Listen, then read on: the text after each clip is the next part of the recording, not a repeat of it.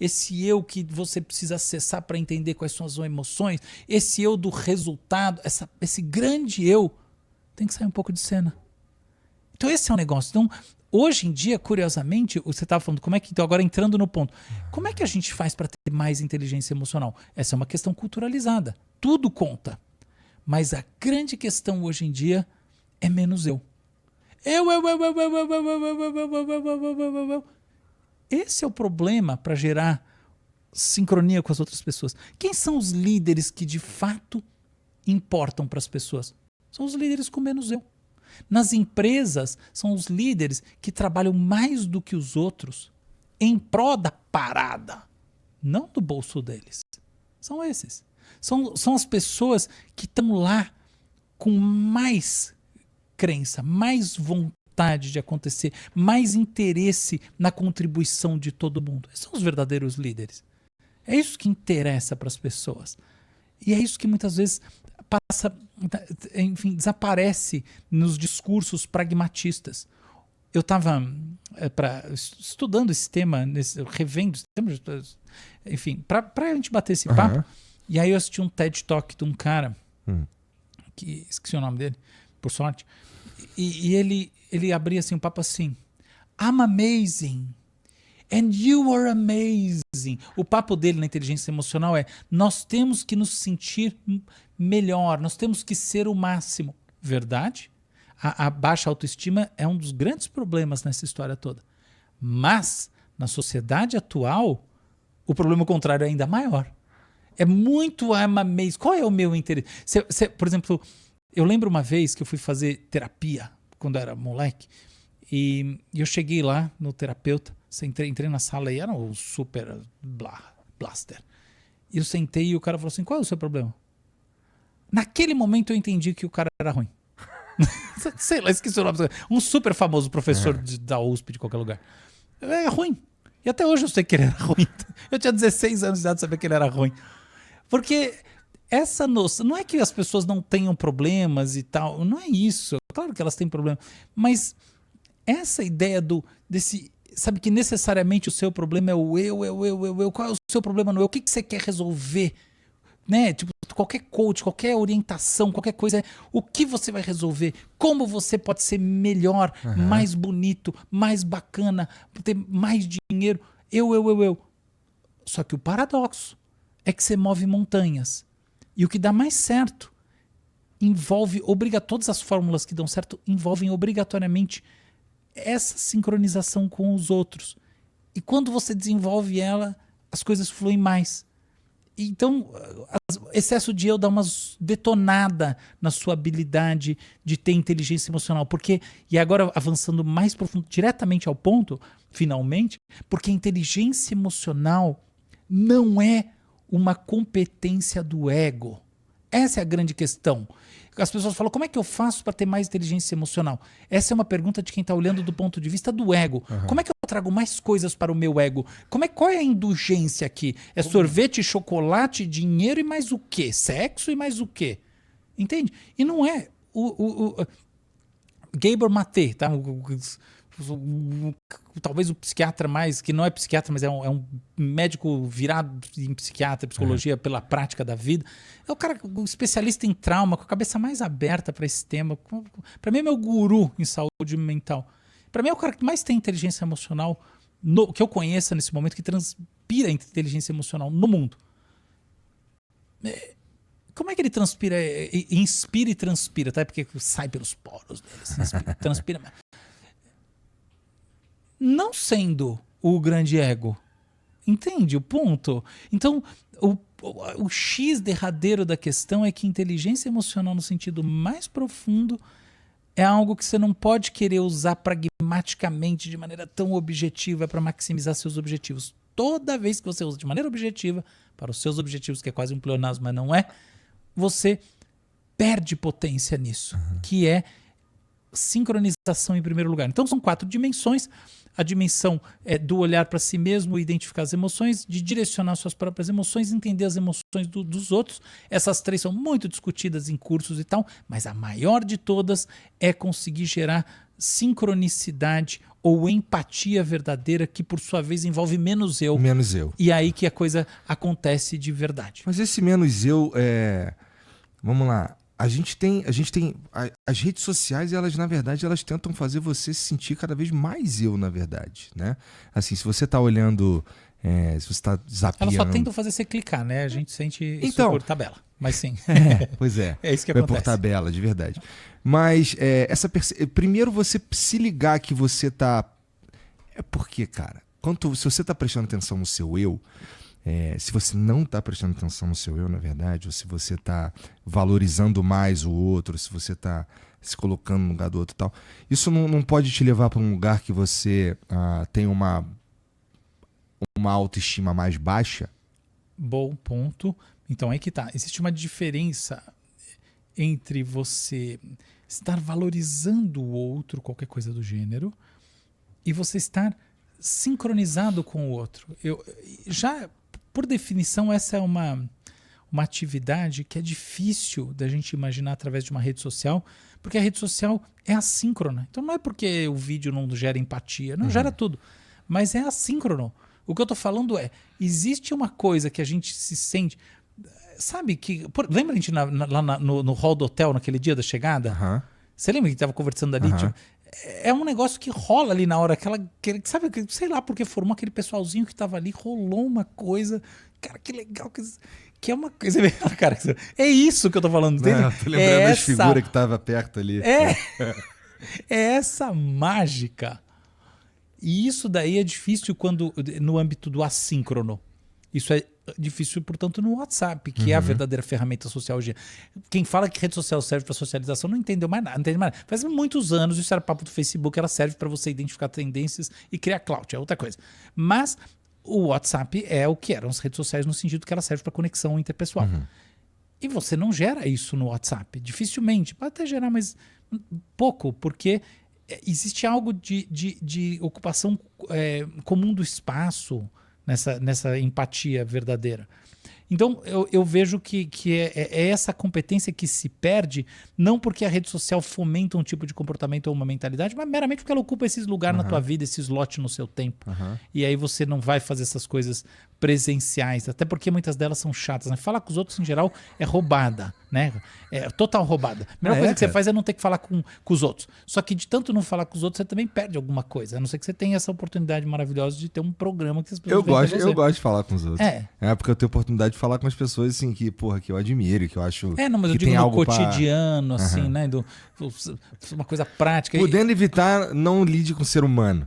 Isso é o princípio geral de todo mundo na sociedade contemporânea. Só lide instrumentalmente com quem você gosta e ponto final. O problema disso é que muitas conversas de antigamente no balcão da padaria traziam algo que faziam as pessoas sentirem, rolava isso, tanto que morria o padeiro, as pessoas ficavam muito tristes. Hoje você não sabe o nome do padeiro, nem vai na padaria. E entende o ponto? O gerente do banco. Então, há uma perda nesse sentido, uma perda de empatia que traz aí um sentimento de falta. E a gente pode falar que, em certo sentido, uma competência emocional vai sendo desbastada pelo surgimento de outras coisas também super legais. Mas isso acontece. Em que momento será que a gente... eu acho que a gente nunca prestou atenção de verdade no que a gente hoje chama de soft skills, até a gente realmente perceber que não era senso comum. Isso eu sei que muito se fala disso. Eu não acho. Ah, não? Então me conta. Não. Eu acho que a gente não prestava atenção fora da arte. Isso era coisa de ator. Isso era coisa... Pensa, você sempre achou que o ator bom, a atriz boa era que emocionava. Sempre foi assim. O cinema... Pensa o cinema... Pensa Marilyn Monroe. Ela emocionava porque ela era uma gostosa ou porque ela tinha aquele sorriso? Bom, as duas coisas, né? Mas brincadeira essa parte. Marilyn Monroe não é do meu tempo, então... Eu tô brincando, tá? É que tem um sorriso, tem uma coisa que no fundo tem uma angústia, que tinha uma emoção complexa nela, na Marilyn, tá? Então, é essa complexidade emocional que no fundo trouxe alguma coisa, que ela tinha total consciência dela e que refletia realmente quem ela era. E os atores e atrizes, em geral, têm isso. Então a gente vê, por exemplo, o teatro de Shakespeare, todo mundo.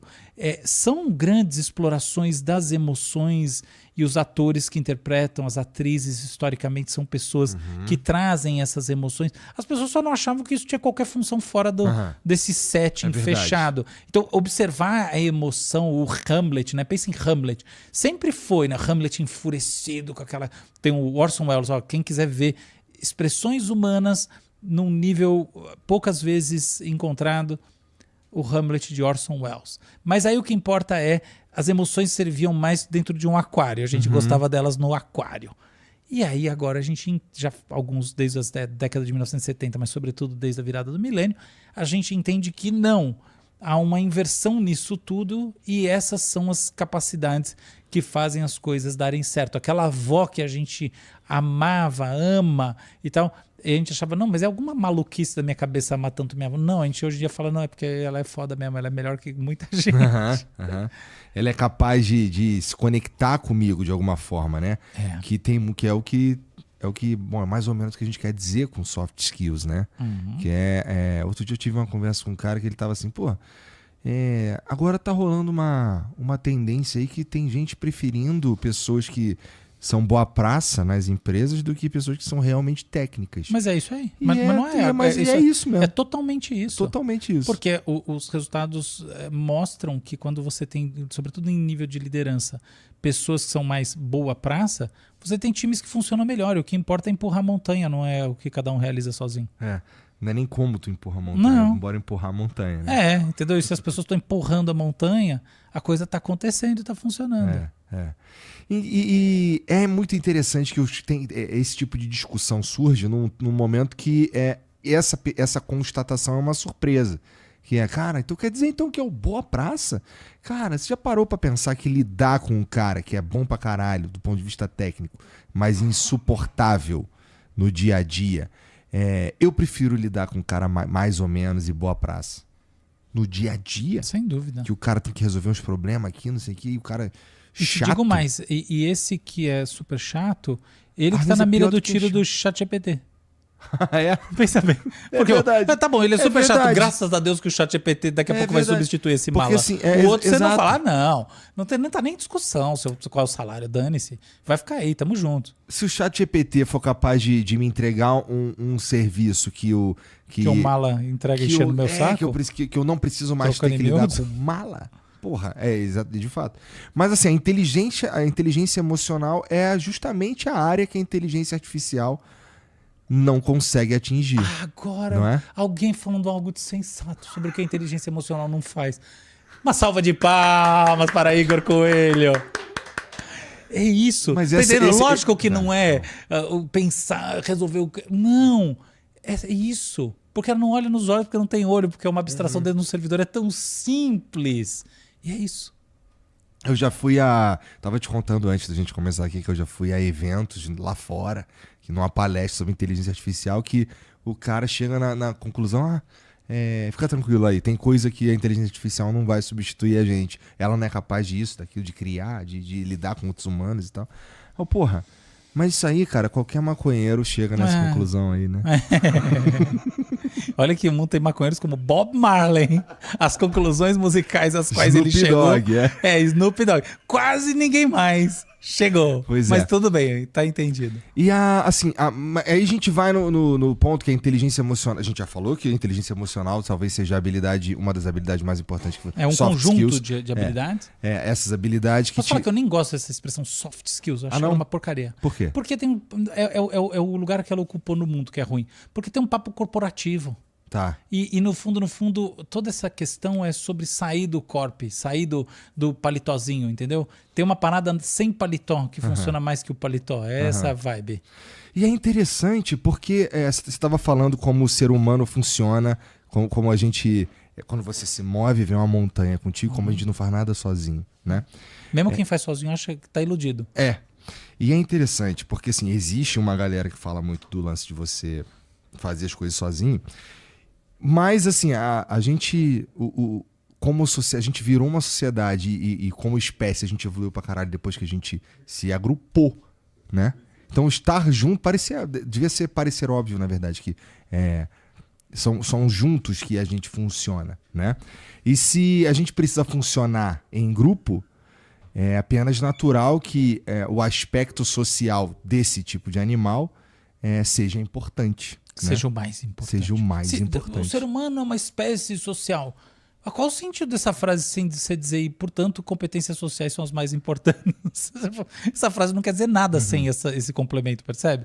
Os humanos que não tem, que são mais fracos nessas competências, nessas habilidades sociais, eles ainda têm o lugar deles, né? Se a gente for pensar, por exemplo. Eu prefiro não pensar que existem mais fracos nisso, né? Mas tudo bem. Então por quê? Me explica aí, elabore. São os seres humanos mais brutos nesse sentido. É diamante bruto, porque ao contrário do QI, que tem uma certa fixidez, tem um limite, né? O cara não vira Alan Newell do nada, né?